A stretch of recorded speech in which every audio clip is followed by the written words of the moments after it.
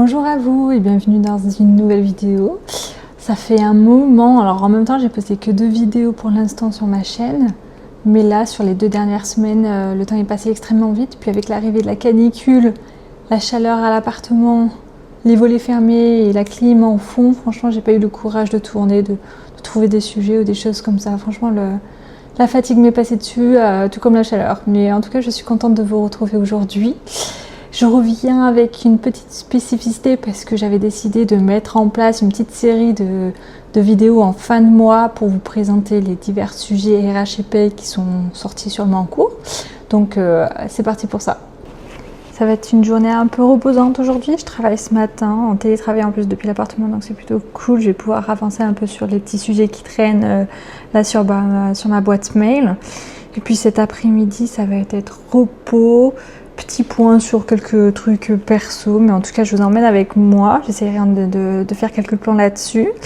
Et puis aussi je vais vous présenter les sujets. Alors je sais plus combien j'en ai recensé, je crois que j'ai recensé une petite dizaine de sujets, alors que c'est un peu de la paye, un peu des RH, mais voilà, je me dis que c'est bien aussi d'être mis au courant de tous ces petits points là au fur et à mesure, parce que ça nous concerne tous en tant que salariés, et puis je vous embarque avec moi.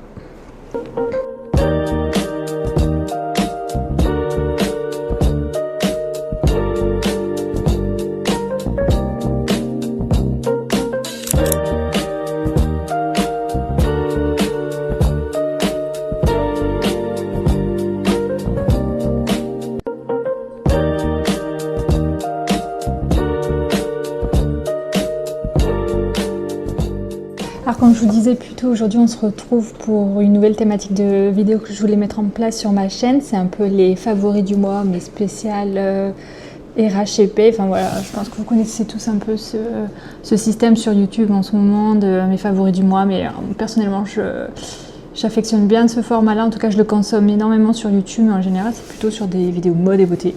Je suis absolument pas experte sur ces sujets-là, donc c'est inutile que je les aborde ici, mais en tout cas moi pour ma part c'est plutôt sur la paye, c'est surtout sur la paye principalement, les ressources humaines aussi parce que je suis quand même pas mal en lien avec ce service-là, et je voulais passer en revue avec vous les sujets du mois de juin 2026. Voilà, il s'est passé quand même pas mal de choses. Globalement tous les mois il se passe énormément de choses. Jusqu'à présent je l'ai passé un peu en revue côté professionnel sans que cela ait un énorme impact de mon côté, mais là voilà, je sens que depuis 2-3 mois là il y a de plus en plus des sujets qui perturbent un peu le fonctionnement des gestionnaires de paye, donc ça me fait plaisir, en tout cas j'apprécie de pouvoir passer ce moment avec vous et de vous présenter un peu les sujets que j'ai recensés, donc vous m'excuserez parce que je vais lire quand même ma tablette, parce que j'ai tout noté un peu sur ma tablette les sujets. Donc voilà, on va les balayer un par un. Donc sur ce mois de juin, il y a effectivement eu beaucoup de mouvements, beaucoup de nouveaux sujets de changement. Donc comme à peu près chaque année ou peut-être tous les 2 ans, il y a eu une hausse du SMIC. Il y a eu une toute nouveauté, ce qui est assez rare quand même que l'État français avance sur ce sujet-là, mais je trouve que c'est bien. Voilà, on a quand même pas mal de retard sur les pays nordiques, donc c'est cool que la France fasse un effort là-dessus. C'est sur le nouveau congé pour les naissances. Il y a eu pas mal de précisions du bulletin officiel de la sécurité sociale. Donc nous, en interne, les gestionnaires de paye en général, on appelle le boss. Voilà, c'est comme le mot le dit, c'est notre boss. Et en tout cas, c'est un peu notre dictionnaire. À chaque fois qu'on a un sujet, une interrogation sur le fonctionnement, c'est vers lui qu'on se retourne sur le site en ligne. Il y a eu aussi des changements visiblement sur les prélèvements à la source.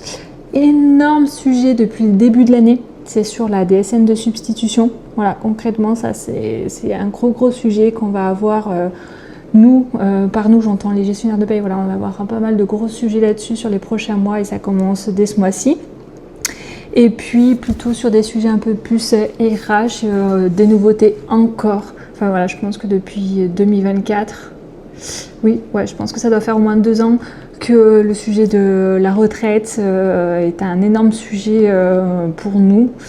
Alors pas pour nous en tant que gestionnaire de paye, mais plutôt dans la vie qu'on peut avoir en accompagnement en fait des salariés aujourd'hui. Donc sujet sur la retraite. Alors pour la hausse du SMIC, qu'est-ce qui change vraiment? En fait, c'est tout simplement une évolution. En janvier 2026, on est passé à un taux horaire de 12,02 et là en juin, il est passé à 12,31, ce qui nous donne en fait un salaire pour quelqu'un qui fait 35 heures par semaine, tout simplement, ce qui nous donne un salaire de 1 867 € brut par mois et avec un minimum garanti qui est de 4,35 €. Pourquoi en fait c'est un sujet important? Parce que tout simplement, en fait il ne faut pas passer à côté. Aujourd'hui, ça fait quand même pas mal d'années que le SMIC augmente chaque année, voire 2 fois par an. Et en tant que gestionnaire de paye, c'est important d'être au fait parce qu'il y a de plus en plus de conventions collectives aujourd'hui qui ne se mettent pas autant à jour que le taux horaire français. Et donc, on peut en fait avoir des salariés qui sont payés sur une rémunération qui est moins élevée si c'est une rémunération qui est 100% conventionnelle.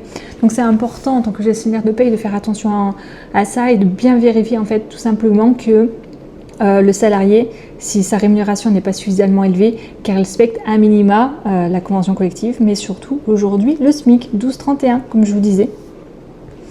Donc, qui ça peut impacter en général? Personnellement, en tant que gestionnaire de paye, j'ai pas un gros portefeuille personnel, perso, je suis pas un gros portefeuille non plus, mais voilà, la plupart du temps, je regarde mes apprentis. Tout simplement, ce sont eux les premiers impactés par la hausse, ce qui est plutôt cool. Mais on verra par la suite, ça peut avoir aussi un impact pour eux côté fiscal. Deuxième sujet que j'ai abordé brièvement, c'est le congé supplémentaire de naissance. Énorme changement pour nous en tant que gestionnaire de paye, mais surtout en fait concrètement le citoyen français qui travaille dans une société française. Et par chance aujourd'hui il peut bénéficier d'un congé supplémentaire. Donc pour ce congé là en fait tout simplement il faut qu'il ait épuisé ses droits déjà existants. Donc pour les femmes, j'entends par là qu'elles aient déjà épuisé leur congé maternité.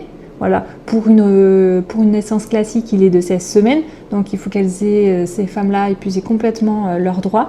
Et puis pour le coparent ou le papa, plus simplement, lui c'est son congé paternité, qui a déjà eu une évolution il y a quelques années de cela, mais aujourd'hui en fait, les deux parents, ce qui est plutôt cool, peuvent bénéficier d'un nouveau congé.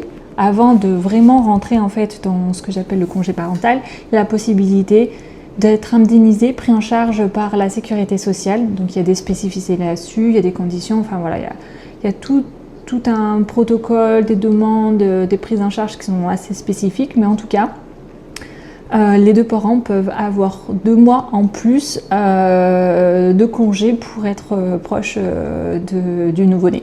Ce qui est quand même important, je l'avais précisé en début de vidéo, la France était un peu en retard. Voilà, c'est mon avis personnel, mais je trouve que la France est en retard sur ce point-là. Il y a pas mal de pays nordiques qui font énormément d'efforts. Il y a des sociétés privées françaises qui ont pris le biais de faire évoluer ces éléments-là en interne parce que justement, ils se rendaient compte que ce soit le père ou la mère, il était plus important qu'il reste avec l'enfant plus longtemps que ce que prévoit la loi.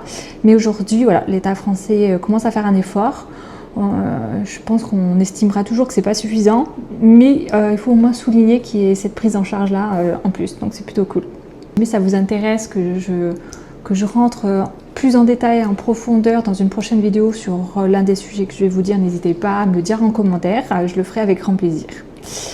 Pour ce congé naissance, du coup, comme je vous disais, il faut avoir épuisé déjà tous ces éléments, c'est jusqu'à 2 mois. On n'est pas obligé de prendre la totalité de 2 mois, on peut prendre soit 1 mois, soit les 2 mois. Et c'est la sécurité sociale qui prend directement en charge cette absence. Donc c'est pas une prise en charge à 100%, il y a des conditions. C'est 70% du salaire le premier mois et 60% du salaire le deuxième mois. C'est une nouveauté, j'en parle au mois de juin. Ce qu'il faut savoir, c'est que le décret le met en place à partir du 1er juillet. Donc je m'avance un peu effectivement dans cette revue, mais c'est parce que voilà, il y a pas mal de sorties de décrets. Enfin, le décret, je crois qu'il est sorti. J'ai même pas regardé quand est-ce qu'il était sorti. Je vous mettrai là en commentaire, mais voilà, il est sorti il y a peu de temps. Il rentre en condition à partir du 1er juillet pour tous les enfants qui sont nés ou prévus à naître à partir du 1er janvier 2026.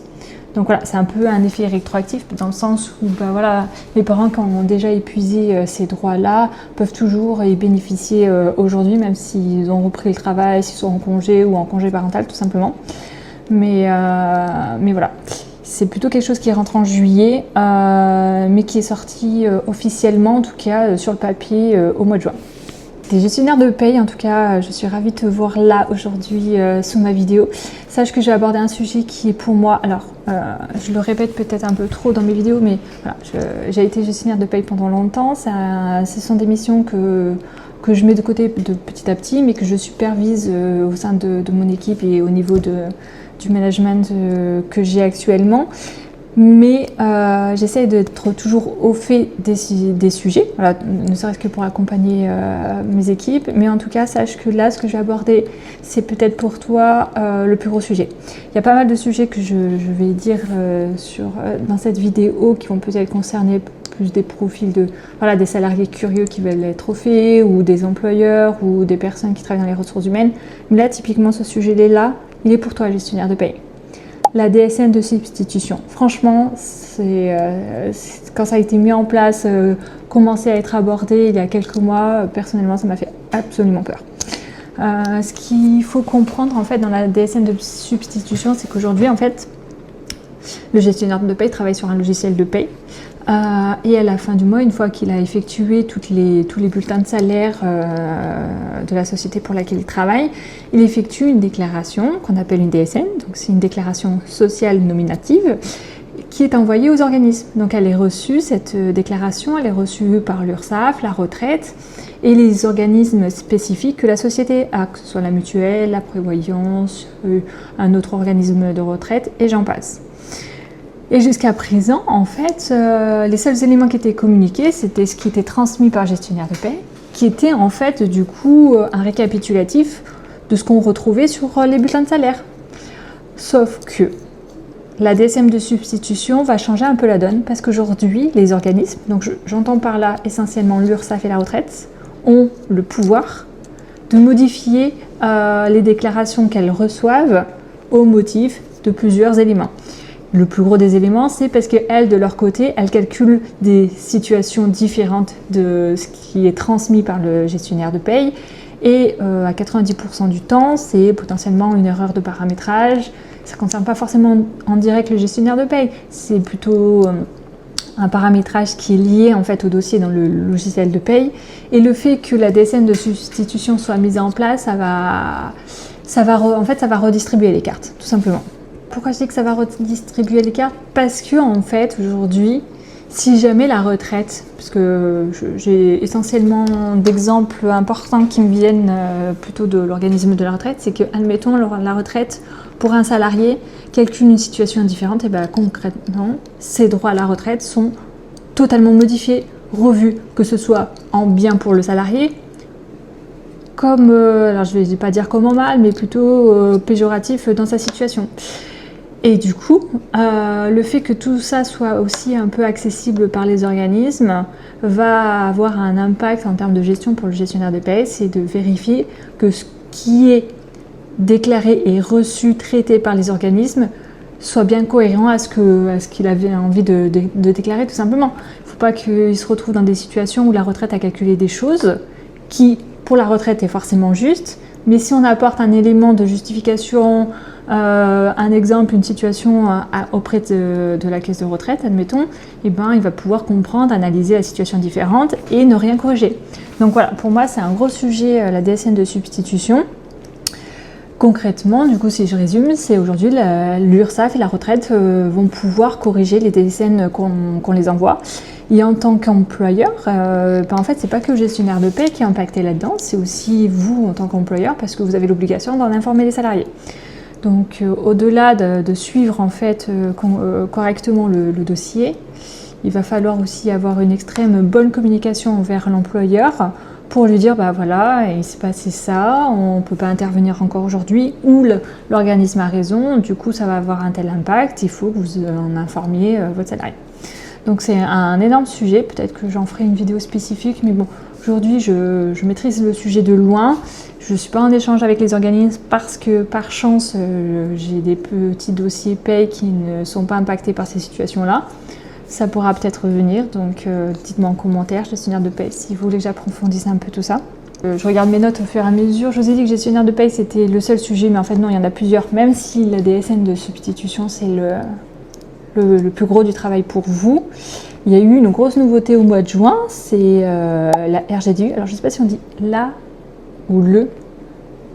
J'ai un doute, je regarderai, peut-être que je préciserai ça, je l'écrirai ça peut-être dans la vidéo, mais c'est en fait concrètement l'allègement de cotisation patronale que l'employeur peut bénéficier sur un salaire.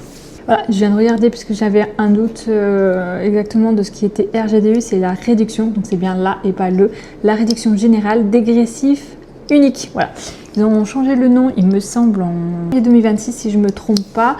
En janvier, où ils ont également changé en fait la structure de la formule qui était initialement mise en place par anciennement Fillon.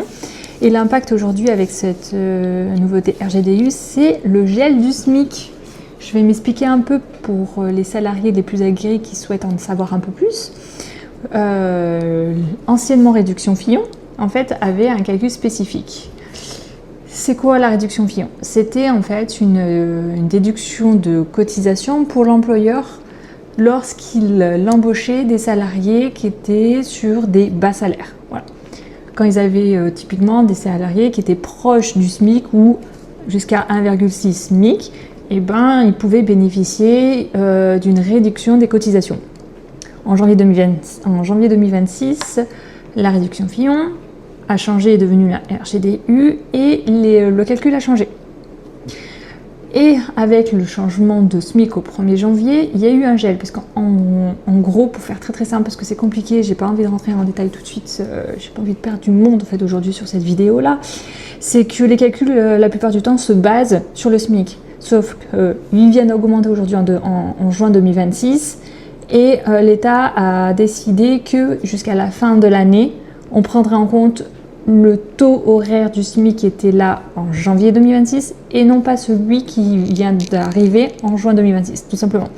Donc voilà, suivant en fait le logiciel de paye que les gestionnaires de paye utilisent, soit ça se fait automatiquement et tant mieux, il n'y a plus qu'à contrôler 2-3 cas spécifiques pour valider les éléments, ou soit c'est un paramétrage qu'il faut faire, mettre en place en amont des bulletins du mois de juin.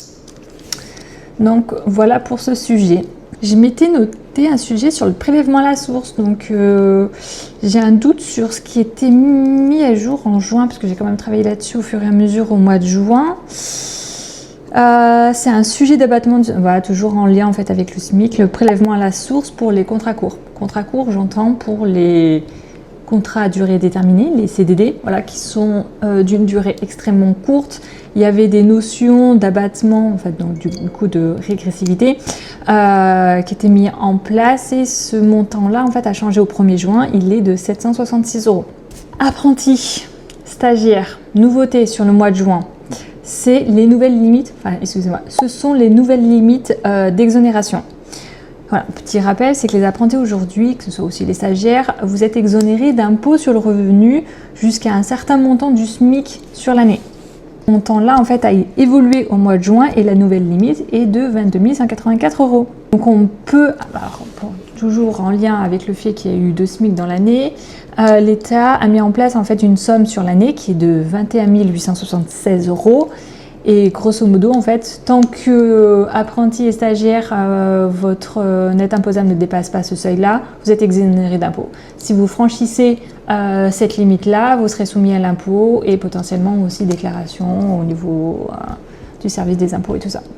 Là, peut-être plus un sujet, alors je ne sais pas si c'est plus un sujet RH ou si on peut considérer que ça soit aussi en fait un sujet paye. Enfin, voilà, j'ai un peu un doute, enfin c'est un peu à cheval entre les deux et c'est plutôt d'actualité peut-être pour tout le monde. C'est l'avantage en nature des véhicules électriques. Donc le boss, ce que je vous ai expliqué en début de vidéo, a mis une condition, c'est que l'éco-score minimum est vérifié le jour de la mise à disposition du véhicule. Donc si je vous fais un petit récapitulatif, c'est que les véhicules aujourd'hui qui sont électriques bénéficient d'un abattement, d'une évaluation spécifique et d'une exclusion des frais d'électricité. Concrètement, en fait, tes salariés, ton employeur te fournit une voiture. Si cette voiture est électrique, eh bien, il y a des nouveautés sur le calcul de ton avantage en nature. Pour ceux qui ne sont pas au courant et qui, jusqu'à présent, c'était un peu du charabia ce que j'étais en train de vous dire, il y a des situations où, en fait, l'employeur achète un véhicule qu'il met à disposition du salarié. Le salarié l'utilise tous les jours pour aller au travail, pour faire ses missions, pour aller faire ses courses, partir en vacances. Il y a des conditions de cette utilisation qui sont précisées dans son contrat de travail. Et c'est pas juste, il a une voiture. Cette voiture-là, en fait, est soumise à un calcul spécifique qui concerne l'achat du véhicule. Est-ce que l'essence est payée par le salarié ou payée par la société? Enfin voilà, les prises en charge, enfin, voilà. Le forfait d'entretien, concrètement, le forfait d'entretien qui le paye ou non par rapport à ce véhicule.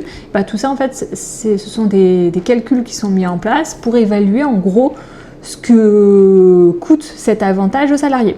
Donc c'est une cotisation, voilà, c'est une sorte de prime qui est mise sur le bulletin de salaire pour lequel le salarié et l'employeur payent des cotisations. Et bien en fait ce calcul-là, pour les véhicules électriques au 1er juin 2026, il y a une nouveauté. Donc là, je venais de vous préciser ce qui était mis en place, mais aujourd'hui, c'est qu'il y a un éco-score. Bon, je ne maîtrise absolument pas les modalités de cet éco-score, mais voilà, il y a un éco-score pour bénéficier d'un bonus écologique. Donc je pense qu'en fait l'impact en tant que gestionnaire de paye, c'est suivant cet éco-score, comment est réévalué cet avantage en nature. Il y a eu une petite précision, enfin je dis petite, peut-être que pour certains cas c'est une précision extrêmement importante, mais voilà, il y a une précision aujourd'hui qui est sortie qui concerne les arrêts de travail et la notion d'ancienneté.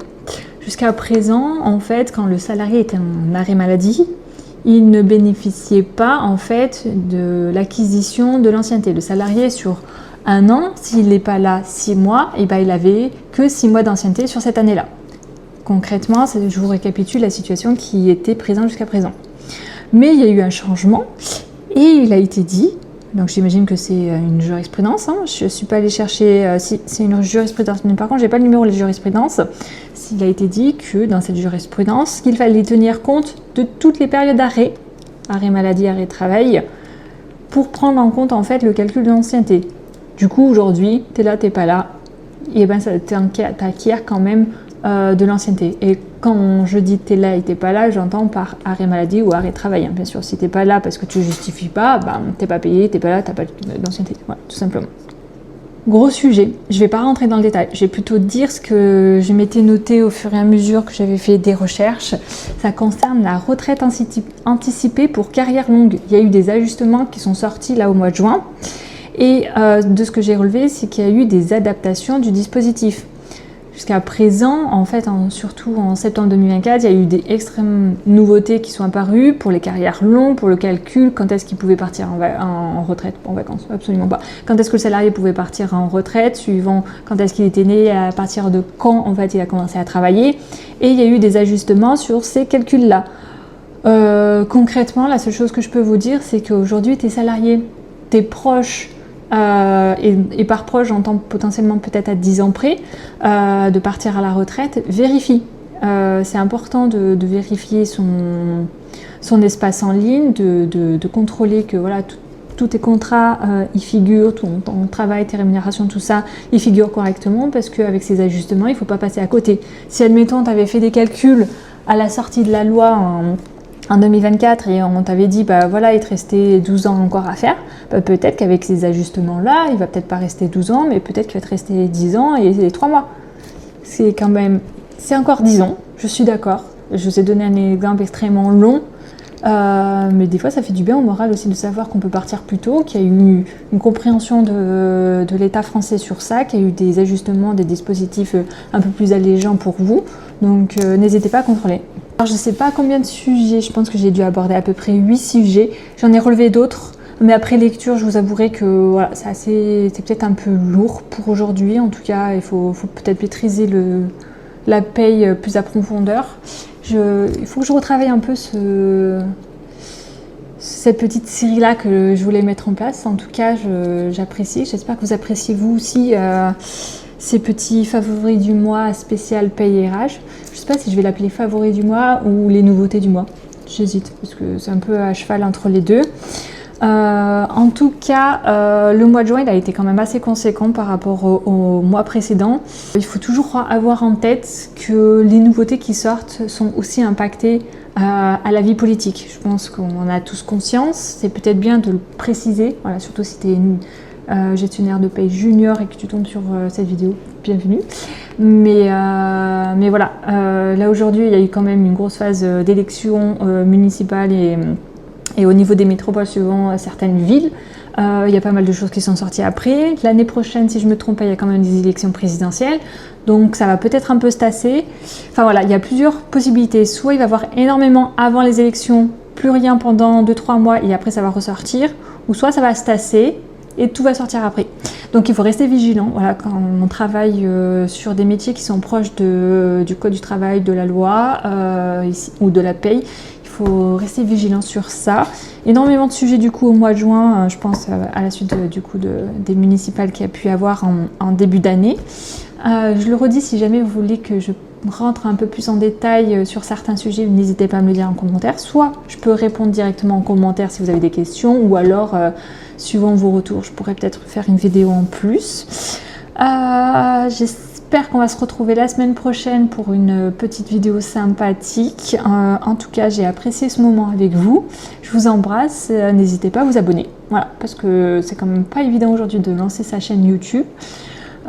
J'essaie de me spécifier pas du tout. J'essaie d'avoir un peu plus des spécificités que des vlogs que des gens feront beaucoup mieux que moi. Donc n'hésitez pas à vous abonner. On se retrouve très vite et d'ici là, je vous embrasse.